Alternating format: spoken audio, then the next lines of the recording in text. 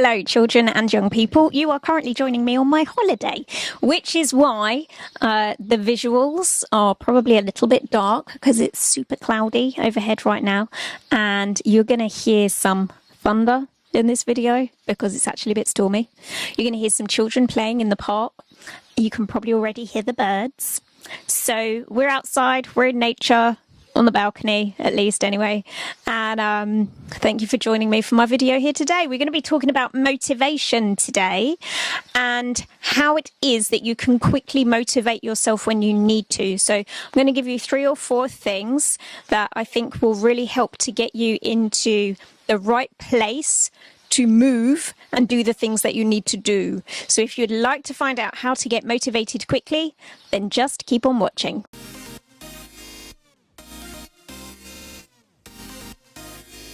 The watery sound, by the way, that's not me running a bath.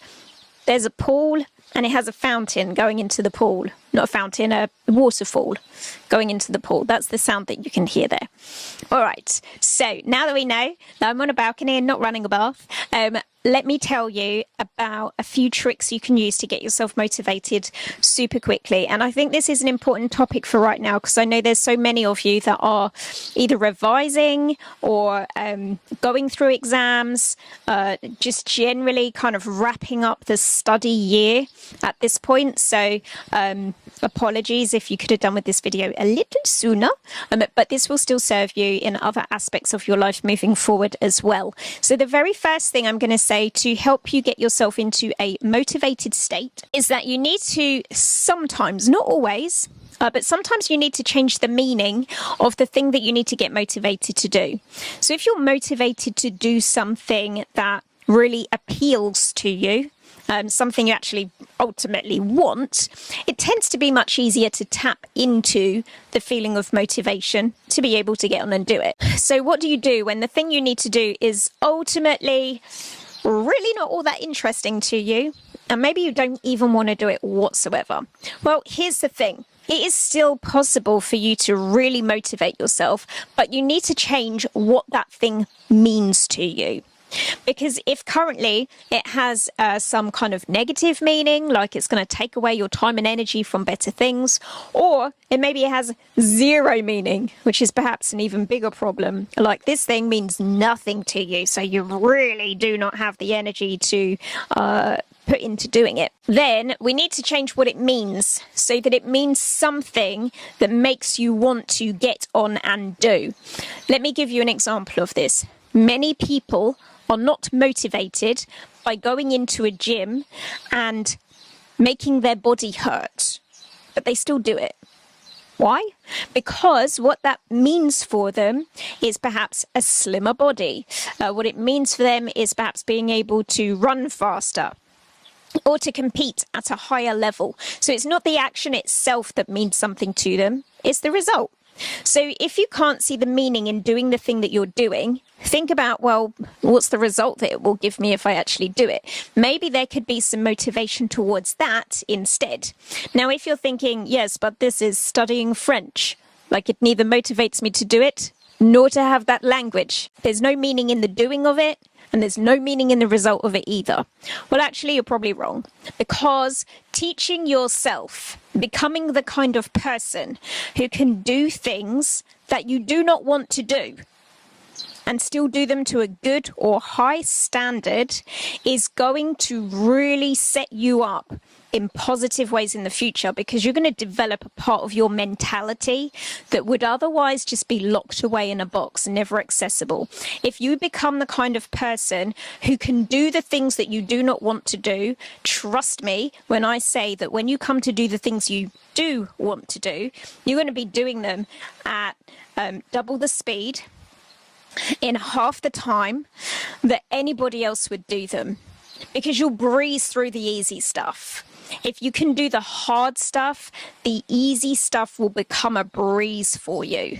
So even if you are not motivated by doing the thing or the result that the thing will get for you, Make it about becoming the kind of person that can do stuff even when you don't want to do it, because you want to develop in yourself the kind of mentality that was lightning, by the way.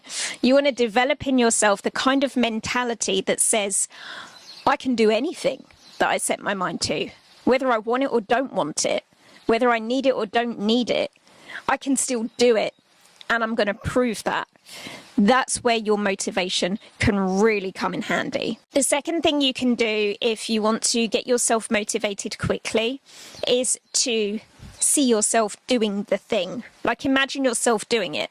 And as you imagine yourself doing it in a useful way, not like like I'm doing it. It needs to be more like, I'm doing it, I'm bossing it, I'm feeling powerful over it, I'm commanding this situation, so that you're really coming at it with the kind of energy that's going to have you do it fast, and the kind of energy that's going to have you do it thoroughly, but not the kind of like dragging your feet behind you, like shuffling along, doing it. That's not a good way to imagine yourself doing it. Imagine yourself doing it in a way which is like bossy and forceful, because then you will feel empowered by those feelings, even if you're not empowered by doing the thing, whatever the thing is. Like, having a sense of empowerment can really help you to develop the motivation that you need to get moving and to do the things that you need to do. Thirdly, we're going to make sure you have a plan. So that might mean that before you take on the task that you need to do, you instead actually spend some time mapping it out. Now, we need to be careful here that you don't spend so much time mapping it out that you're just kind of using it as an excuse to never get started. But certainly breaking it down will, for most people, as well as having a big picture of what you want to achieve overall, breaking it down into some steps that you can then check off as you go along, for many people makes it feel a lot more doable and just easier to get started. So if the very first thing you need to do is, choose the right pen and paper or the right font on your computer, do that. Now you've completed the first step, keep the momentum going by going on to the next step. When I was writing essays, I would, before I got started on the essay, I would kind of bullet point all of the things that I wanted to include in the essay, and then shuffle around those bullet points to put them into some kind of an order and sequence. And then I would think about how I wanted to start it and how I wanted to conclude it. And that basically gave me a framework then. After that, the work seemed easy because all I had to do was kind of beef up what I'd already mapped out in bullet points. So by breaking a big task down into smaller chunks, it usually makes it feel much more digestible and much more achievable for our brains, so that we're more likely to get started. And the fourth ingredient to get you motivated as quickly as humanly possible is you need to know what your own personal ingredients are for being motivated. So think about something that you are already motivated to do. Think about times in the past when you felt really motivated by something. What are the functions that underpin that motivation feeling? Maybe it's energy. Usually that's in there for motivation. It's like a feeling of some kind of physical energy. Maybe it was a focus. If so, what helped you with that focus? Was it having a certain environment around you? Maybe you were listening to a particular song, or you're in a particular place. Maybe it was making sure that you had eaten, that you weren't trying to start something on an empty stomach, that you've already gone to the loo and done that business. There's all sorts of different things that are maybe good checkpoints for you to consider around how to motivate yourself, because you've had those in place before. and they worked for you then, so they can work for you now. If you can start tuning into, well, what was it about that situation that made me so motivated?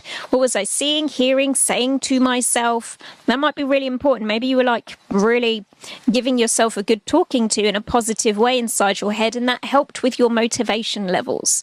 So I want you to sort of go back to an experience where you've already experienced a high level of motivation in the past and reflect on it and see what was going on there. Did you have people around you? Were you alone? Was there something that you were looking forward to on the other side that was kind of driving you to get this piece of work done? Or was there something that you'd already done that put you in a good mood before you got started? Did you allow yourself treats along the way? Or did you use the treats to motivate you to get the thing over and done with? Like, how did you do it? Because there was something in it, right? So you're going to do a little bit of an audit, which means that you're going to go back through and find all of the pieces that were in that puzzle of motivation for you in the past. And you're going to do everything you can to bring those into the moment of now to motivate yourself for the thing that you need to be getting on and doing. So let me know how you get on with that. Give this video a thumbs up if there's been some helpful tips for you in there, and make sure you are subscribed to this channel. But for now, thank you all so much for watching and listening and bearing with me in the unusual conditions that I'm speaking to you from today. And next time I see you will most likely be back in my little studio, a little bit more professional looking. So I'll see you in the next one. Bye.